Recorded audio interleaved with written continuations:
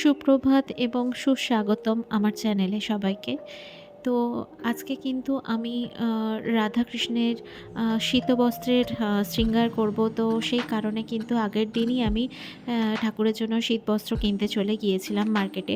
উম তো তার সাথে আজকে বৃহস্পতিবারও। তো ১ম এ কিন্তু আমি এখানে বৃহস্পতিবারের পুজোর সবকিছু অ রেডি করে নিচ্ছি। কারণ বৃহস্পতিবারের পুজো মানেই কিন্তু অনেকটাই সময়।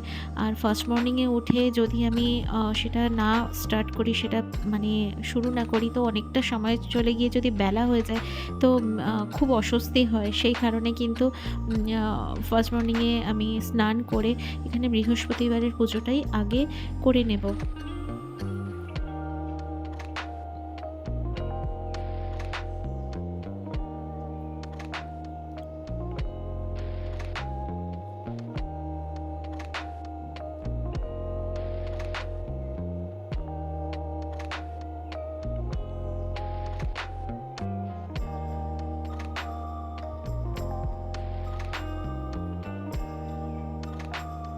তো এখানে আমার পুজো করা হয়ে গিয়েছে। বৃহস্পতিবারের পুজোটা কমপ্লিট করেছি। তারপরে আমি ঠাকুরকে এখানে সাজাবো বলে চলে এসেছি। এখানে সবকিছু পরিষ্কার করে আমি ঠাকুরকে জাস্ট পুরনো জামাকাপড়গুলো মানে খুলে দিচ্ছি।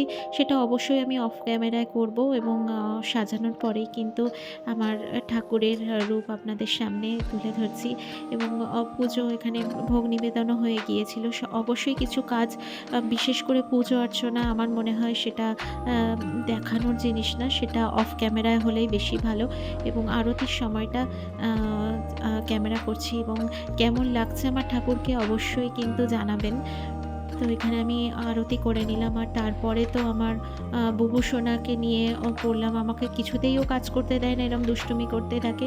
তো নেক্সট ব্লগে কিন্তু দেখা হচ্ছে।